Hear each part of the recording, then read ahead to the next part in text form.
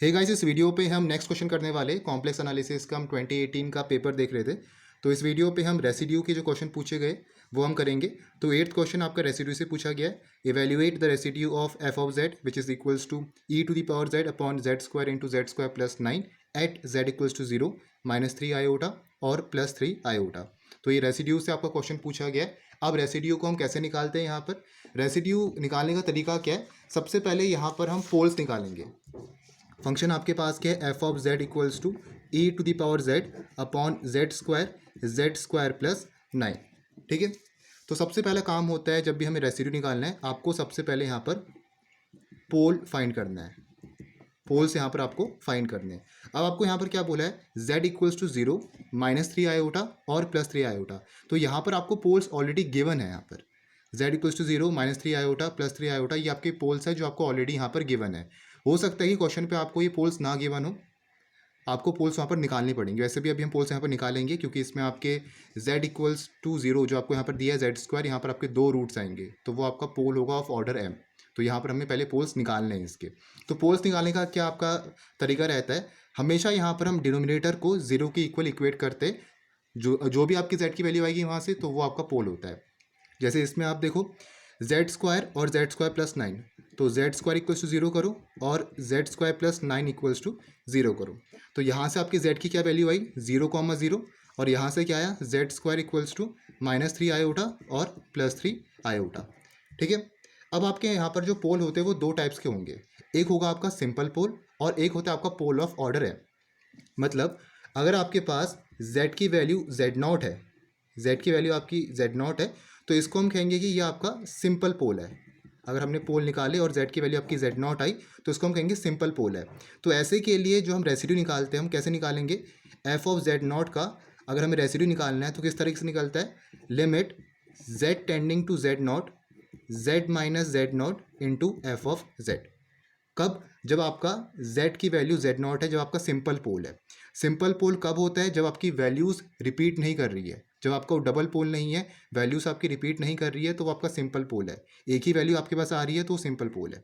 ठीक है। जैसे इसमें आप देखो, एक आपके पास -3 आयोटा आ रहा है और एक आपके पास आ रहा है +3 आयोटा, तो इसमें वैल्यूज़ आपकी रिपीट नहीं कर रही है, तो ये क्या आपके पास एक सिंपल पोल है। इसमें क्या है? z इक्वल्स टू 0,0, तो 0 आपका रिपीट कर रहा है, तो ये आपका पोल ऑफ ऑर्डर m है। तो इसको हम कहेंगे पोल ऑफ ऑर्डर m। और ऑर्डर है कि आपके पास यहाँ पर दो आपके पास आए यहाँ पर, तो m इक्वल्स टू 2, तो पोल ऑफ ऑर्डर 2 है। ठीक है। ये क्या आपके पास? ये दोनों आपके सिंपल पोल है क्योंकि इसमें आपकी वैल्यूज डिफरेंट है, -3 आयोटा और +3 आयोटा। ठीक है। तो अगर आपके पास यहाँ पर सिंपल पोल है, जैसे ये आपके पास यहाँ पर दोनों सिंपल्स पोल है, तो सिंपल पोल में हम क्या करेंगे? कैसे हम निकालते हैं रेसिड्यू? रेसिड्यू जो आपका एफ ऑफ z0 का होगा वो किसके इक्वल होता है? Limit z tending to z0 z minus z0 into f of z। तो ये आपका तरीका होता है रेसिड्यू निकालने का जब आपके पास सिंपल पोल हो। अगर आपके पास पोल है of order m, if z equals to z0 is pole of order m, जब आपके पास वो पोल है ऑर्डर m का, तो इस केस के लिए हम कैसे निकालेंगे? रेसिड्यू f ऑफ z0 किसके इक्वल होता है? 1 upon factorial m-1 limit z tending to z0, ये चीज़ आपको याद होनी चाहिए, d की पावर m-1 अपॉन dz की पावर m-1, फिर ब्रैकेट में z माइनस z0 इसकी पावर m और f ऑफ z। ये तो ये आपका यहाँ पर तरीका होता है जब आपका पोल ऑफ ऑर्डर m है। तो इस तरीके से यहाँ पर हम रेसिड्यू निकालते 1 अपॉन फैक्टोरियल m-1, फिर limit z tending to z0 d to the power m-1 upon dz to the power m-1, फिर z माइनस z0 इसकी power m into f of z।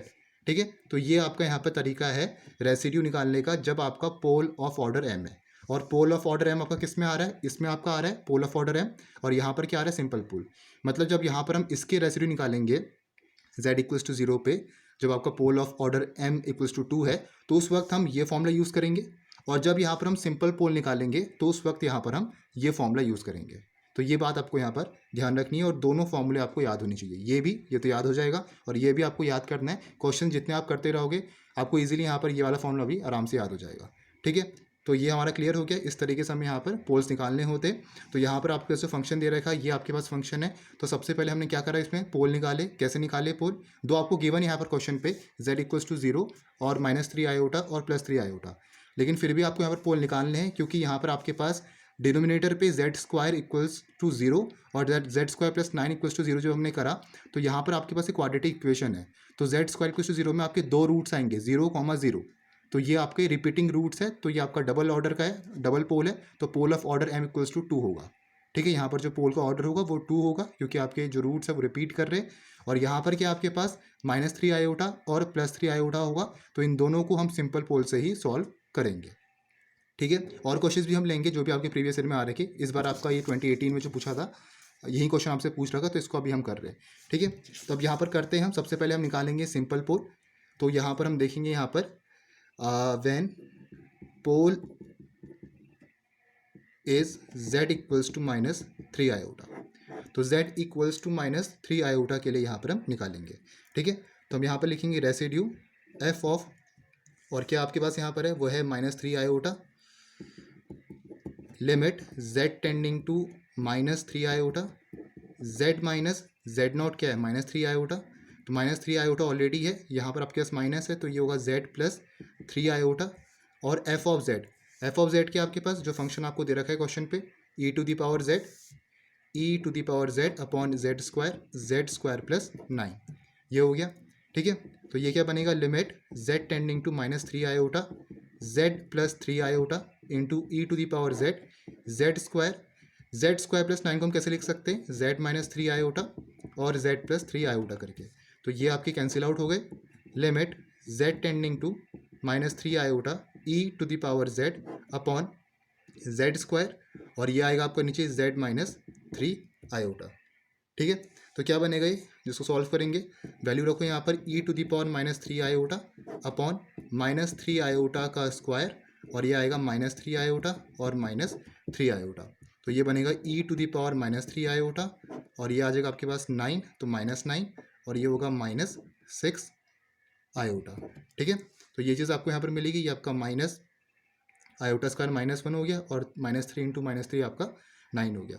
ठीक है, तो ये चीज़ आपको यहाँ पर मिला e⁻3 आयोटा 54 आयोटा। तो ये आपको यहाँ पर मिलेगा किसका रेसिड्यू, जब आपका z की वैल्यू -3 आयोटा है, तो रेसिड्यू f ऑफ -3 आयोटा के लिए आपको यहाँ पर ये चीज़ मिल रही है। ठीक है, अब आप निकालोगे यहाँ पर क्या, z इक्वल्स टू 3 आयोटा के लिए। हम पहले सिंपल पोल का कर रहे हैं, पहले हमने z इक्वल्स टू -3 आयोटा के लिए निकाला, ये आपका आया। अब सिमिलर तरीके से हमें z इक्वल्स टू 3 आयोटा के लिए निकालना है, तो यहाँ पर हम लिखेंगे when pole is z equals to +3 iota.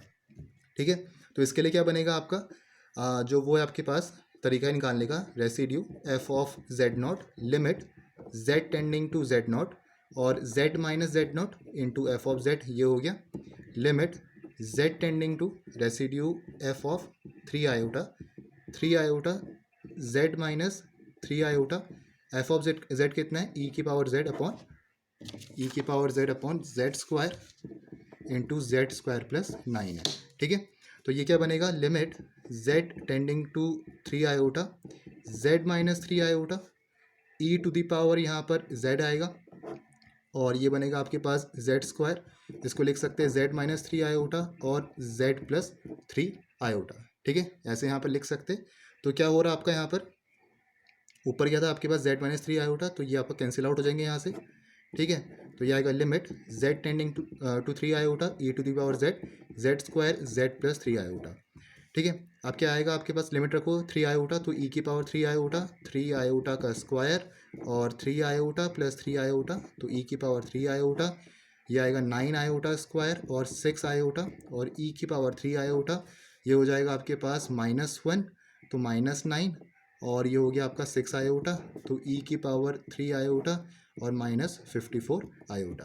ठीक है, तो ये किसके लिए आया आपका रेसिड्यू f ऑफ 3 आयोटा के लिए। पहले हमने निकाला किसके लिए, पहले हमने निकाला -3 आयोटा के लिए, जब आपकी z की वैल्यू -3 आयोटा थी तब आपका ये आया रेसिड्यू। फिर आपका z इक्वल्स टू +3 आयोटा के लिए रेसिड्यू आया आपका ये वाला, तो ये आपका सिंपल पोल का यहाँ पर हो गया।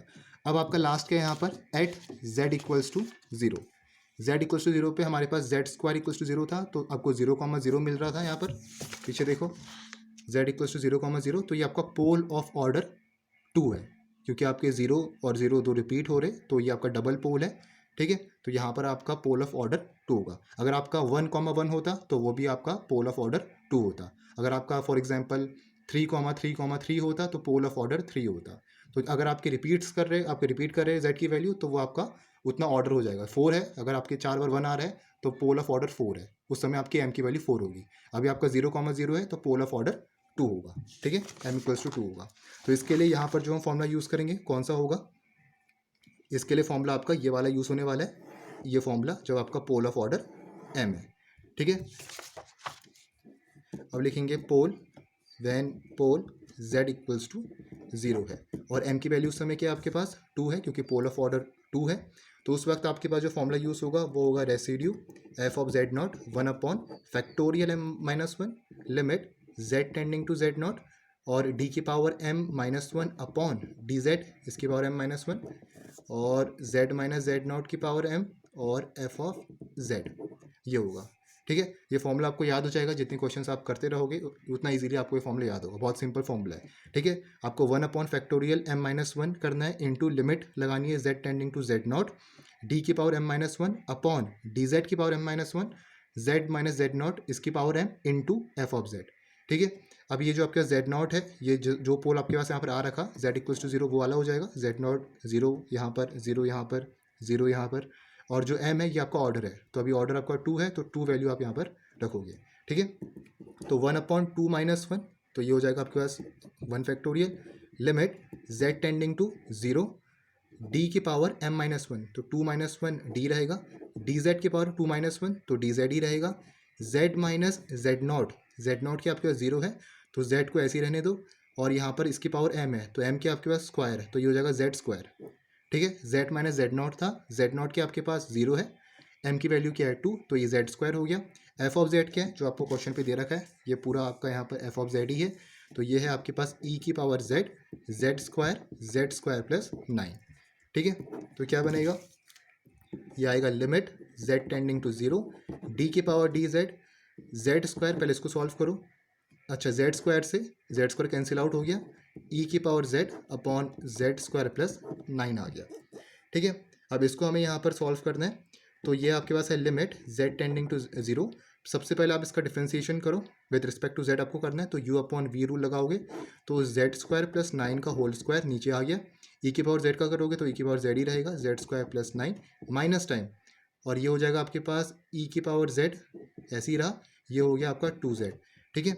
0 की वैल्यू पुट करो तो क्या आएगा, देखो ये तो आपका 0 बन गया यहाँ पर, क्योंकि z टेंडिंग टू 0 है तो ये तो आपका 0 बनेगा, तो EZ 0 प्लस 9 इसकी पावर भी आपके पास 0 है, माइनस टाइम यहाँ पर क्या बनेगा, ये आपका e की पावर 0 और 2 इंटू 0 अपॉन यहाँ पर 0 पुट करोगे तो ये 9 का स्क्वायर है, तो ये आपका 81 हो गया, ठीक है।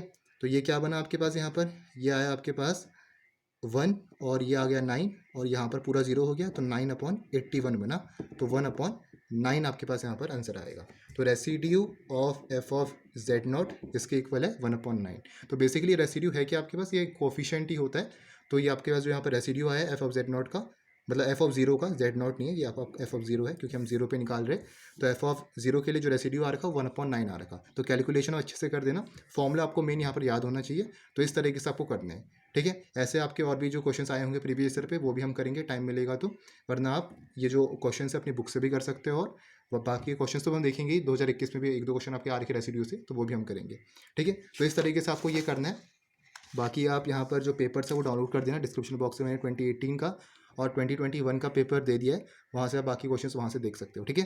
So hope you like this video, मिलेंगे नेक्स्ट वीडियो पे। Thank you for watching this video.